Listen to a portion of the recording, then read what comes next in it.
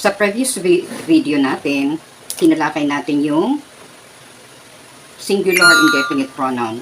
This time, plural pronouns tayo. Ayan, nilagay na yung all, both, few, many, several, some. Lahat ito pwedeng gamitin na subject. Ayan, may nilagay na akong label dyan, subject. Siyempre, kailangan mag-agree ito sa verb. So, may present tayo, may past. Ano yun? Ito ay dapat mag-agree sa third person plural verb form. Halimbawa, are sa present. Siyempre, ang past nito ay were. Ayan. Pwede siya sa have. Ayan. Pwede naman siya sa had. Kasi yung have at saka has, iisa at past form yun. Tapos pwede rin siyang do. Did yan sa past form. At syempre, pwede siya sa base form. Ang ibang pangalan nito ay infinitive form. At may iba pa ring pangalan ito, present form. So, tatlo ang pangalan nito. Ayan. Gawa tayo ng sample. Many are cold, comma, few are chosen.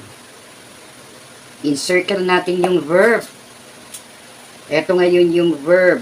Ayan, ayun no, present. Ito naman si subject, no? Another one, during the inspection last week, both were in excellent condition. Alin dyan? Si verb. Ito ngayon where. Ayun, ito yun, no? Tapos both. Yung subject niya, ito yun. Okay? Ito ginamit na natin. Next. Many were here for the review last Monday. Asa na naman dyan yung verb? Ito yun, where ulit. At saka ayan, si subject. Okay, several men. Next example. Have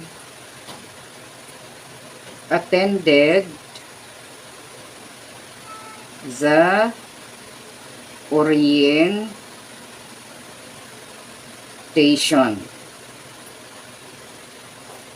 Ito yung have. Ito yung several. Last, all of the students attend the NAT review today. Ayan. Ito ngayon ito all, subject, attend. Hindi ka gagamit ng S form. Base form, ito yun, no? Base form or infinitive form or present form. So, ayan. Ito lang ang ngayon na lesson tungkol sa plural pronouns that should agree with the third person plural verb form. So, if you know that it can help your fellow Filipino students, please share, watch, and follow for more videos like this.